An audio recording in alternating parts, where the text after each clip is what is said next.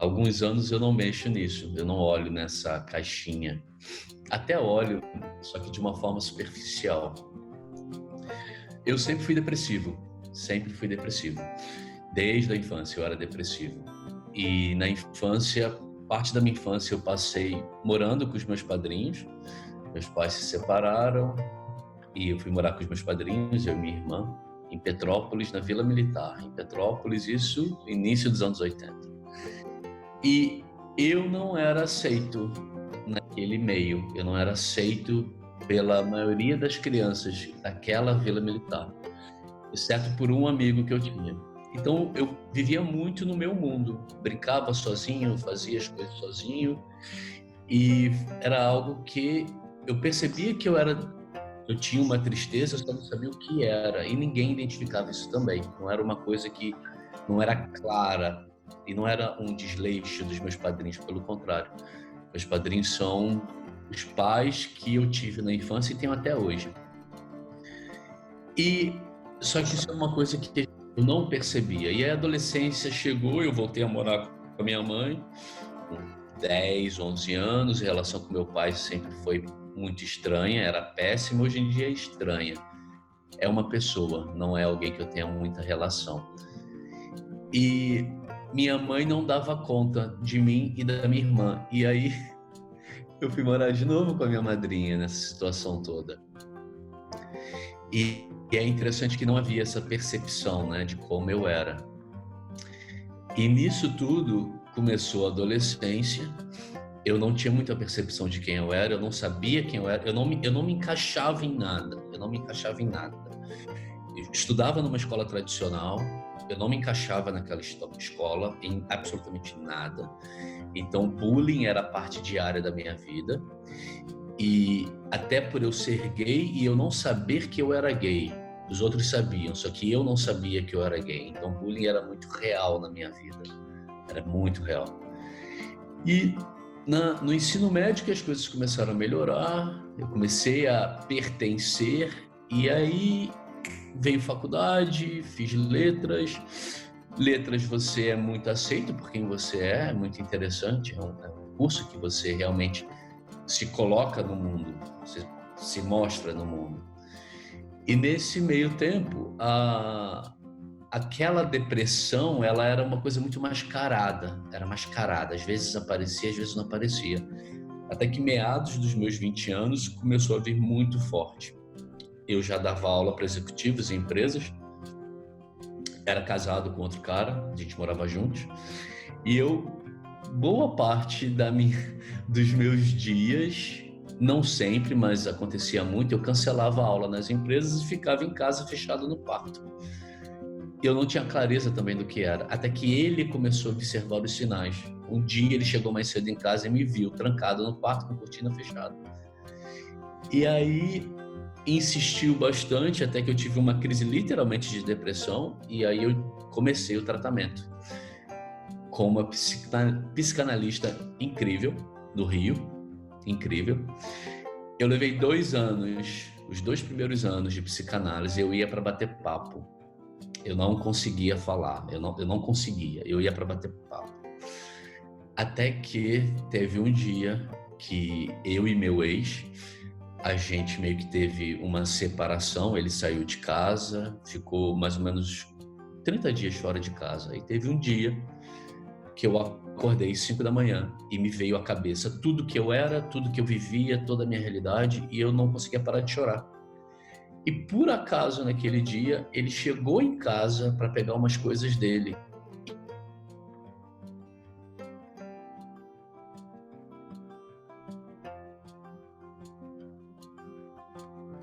Travou. Peraí. Eu tive uma... Travou lá quando você falou. E por acaso, naquele dia, ele chegou em casa para pegar umas coisas dele. Volta de lá. E por acaso, naquele dia, ele chegou em casa para pegar umas coisas dele e me viu, sem parar de chorar. Eu estava chorando compulsivamente por perceber tudo que eu tinha feito na nossa relação, tudo que eu fazia no meu dia a dia. Ele, vamos ligar para a Célia para ver se ela te atende hoje. Isso era um sábado. E aí Célia me atendeu. A sessão levou 3 horas. Foram 3 horas eu ali, e foi ali que eu comecei efetivamente uma sessão de psicanálise. Eu levei 2 anos. Isso tudo levou 8 anos com a Célia. Foram 8 anos com a Célia, até que a Célia não fazia mais sentido na minha vida. E durante esse processo todo eu tomava medicamentos, não era sempre, mas tinha períodos longos de medicamento com psiquiatra. E ela sempre ali, toda semana, a maioria das vezes eu saía arrasado da sessão. E aí as outras eu não queria ir, mas eu sempre ia fazendo movimento. Até que em fevereiro de 2010 eu me separei efetivamente.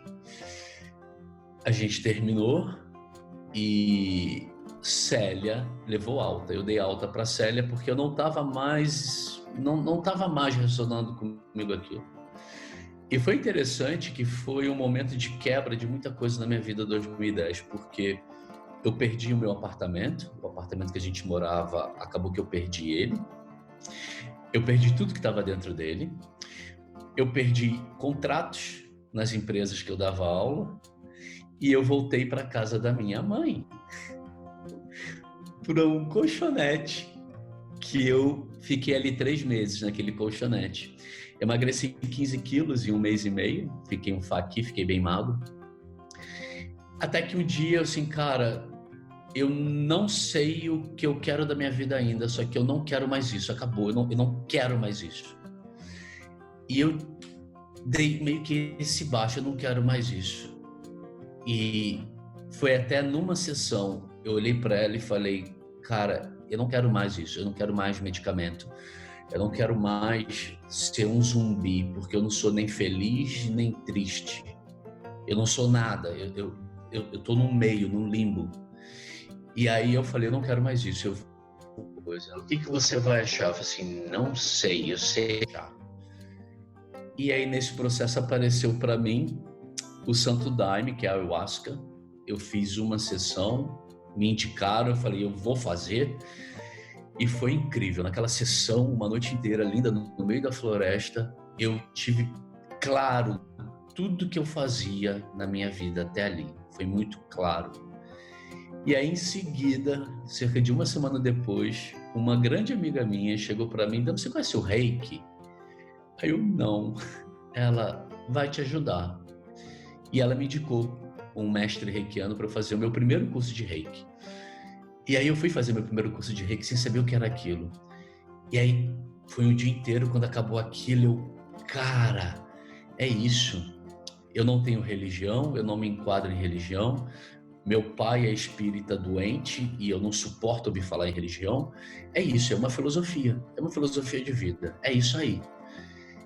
E aí comecei a usar o Reiki, comecei a me aplicar o Reiki. E nisso tudo, nesse espaço de tempo muito curto, apareceu uma proposta de trabalho de uma amiga que fez uma pós comigo na PUC, no Rio, em Linguística Aplicada. Me indicou para participar de uma seleção de professores na Fundação Bradesco, que é uma escola tradicional no Rio. E eu assim, tem que dar aula em escola, nunca dei aula em escola, mas vamos lá. Tá vindo, vamos lá, vou ver qual é essa nova possibilidade aí.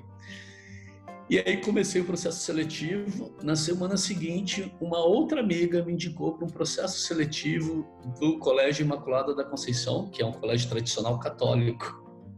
Aí eu, putz, como é que eu vou me enquadrar nisso, né? E aí comecei a seleção do outro também e fui aprovado nas 2 escolas ao mesmo tempo. Fui aprovado, então voltei a ter renda, voltei de novo e eu já estava no meu processo com o meu corpo fazendo Reiki, e aí aluguei um apartamento para mim, fui morar sozinho.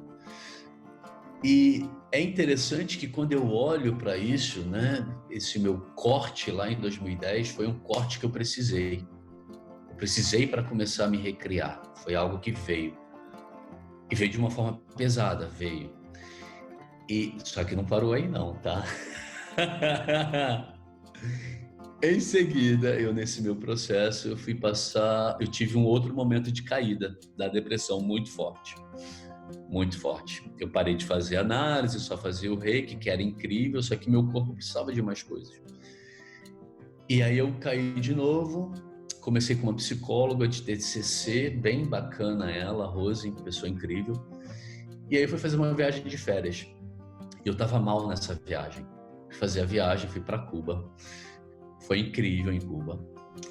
No término de 15 dias, eu tirei um dia para andar de skate. Eu andava de skate, adorava andar de skate. E aí eu sofri um acidente. Eu caí de skate, fraturei o fêmur. Em Cuba, que não tem nem ambulância nesse processo todo. Então as pessoas me colocaram num carro, me levaram para o hospital, que era o hospital público de Cuba, e caótico.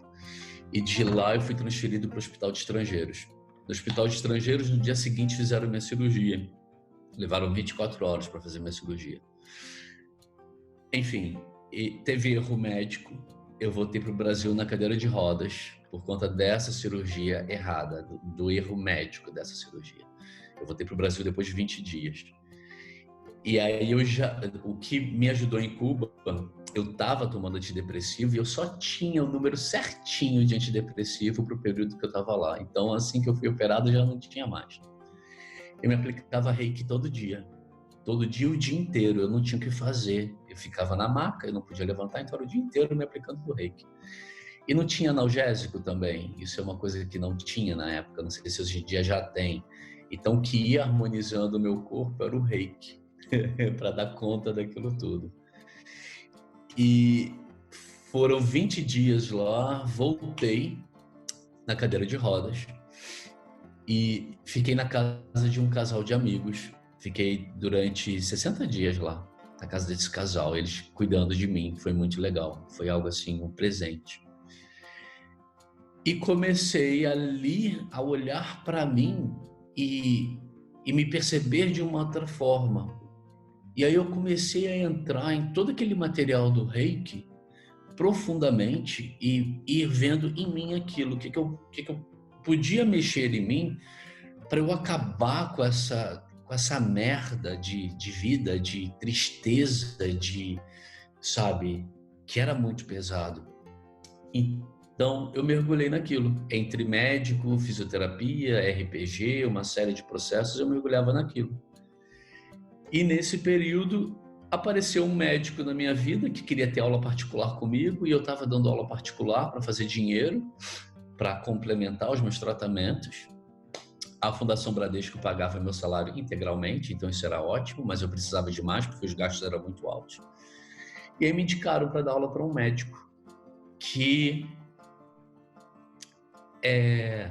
acabou virando meu parceiro. A gente começou a namorar e ele me ajudou muito nesse processo todo, muito, muito. Enfim. E aí, eu nisso tudo, foram 2 anos para andar. Acabou o processo final com a acupuntura que me fez voltar a andar, porque nada resolvia, nada da medicina tradicional resolvia. O meu médico era o melhor enfermo do Rio de Janeiro. Eu cheguei a São José do Rio Preto para me consultar com outro médico, Bambambam. E acabou que a acupuntura me fez voltar a andar. E aí eu comecei a pensar, cara, eu já não gostava mais da minha vida profissional nas escolas, é muito estressante. E a minha depressão voltou por conta do ritmo de vida que eu tinha nas escolas. É muito estressante. As pessoas não têm ideia do que é dar aula numa escola. E olha que eu dava aula em escolas de ponta.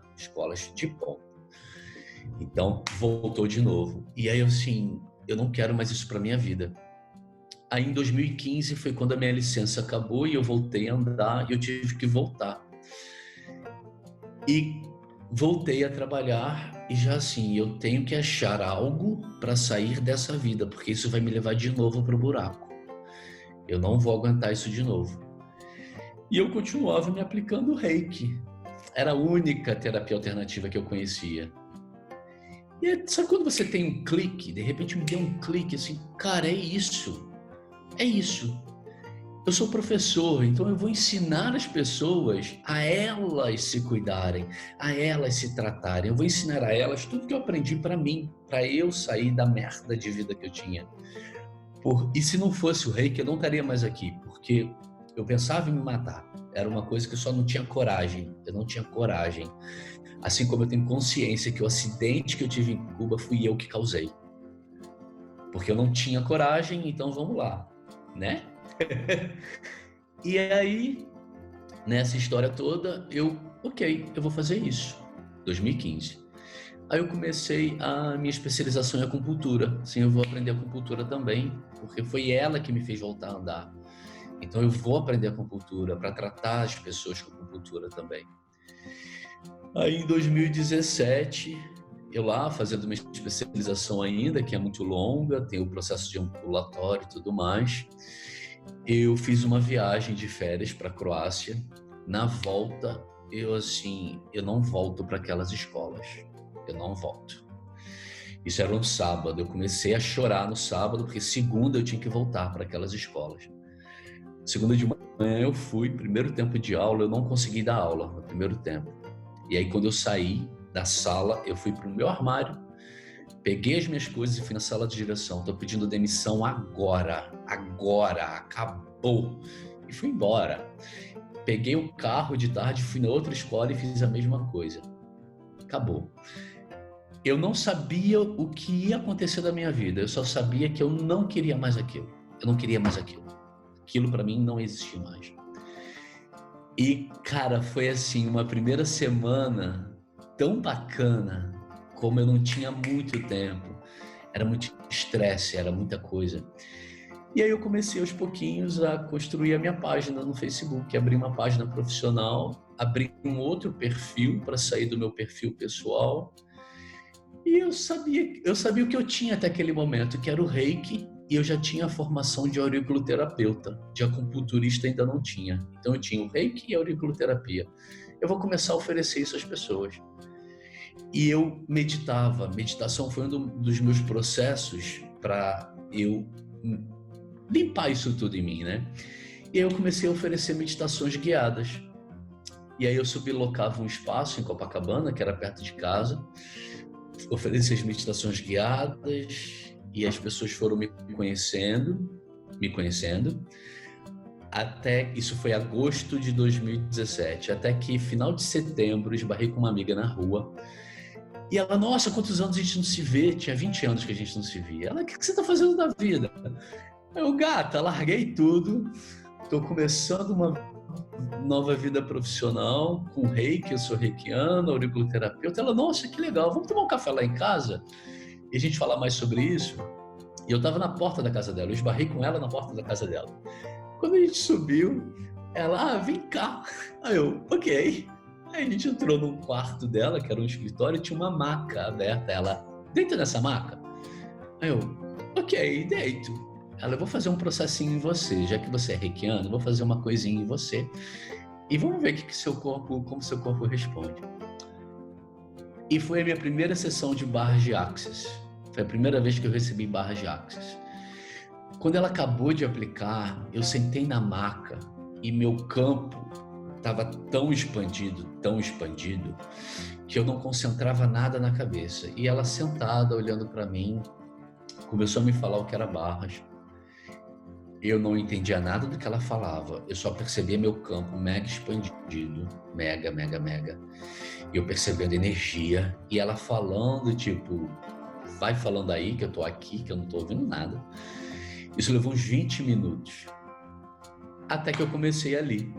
E aí, janeiro de 2018, foi quando eu fiz a minha primeira classe de barras, e comecei em Axis, e mergulhei, porque Axis foi o que trouxe para mim quem eu sou hoje. Eu não sei mais o que é depressão, eu não sei mais o que é tristeza, eu não sei mais o que é raiva, eu não sei mais o que é indignação, eu não sei mais o que é nada disso. É uma energia que age no seu corpo, se você se permite receber, que, cara, você só entra no espaço da diversão, da alegria e do dinheiro também. Eu olho hoje em dia e fico assim, cara, eu tô aqui agora em Portugal. Eu criei uma realidade para mim na Europa que eu sempre quis, e até então eu não conseguia por medos, inseguranças e tudo mais. E Axis trouxe isso para mim. Então hoje eu sou esse cara que escolheu diferente, sem saber como escolher diferente. Simplesmente eu dei um basta no momento. Eu falei, eu não quero mais essa vida que eu tenho. E eu também não escolho me matar, apesar de ser uma possibilidade. E tudo foi se abrindo. Foi um processo um pouco longo? Foi. Levei 7 anos até chegar em Axis. E nos últimos 2 anos e meio, foi muita coisa bacana. É isso.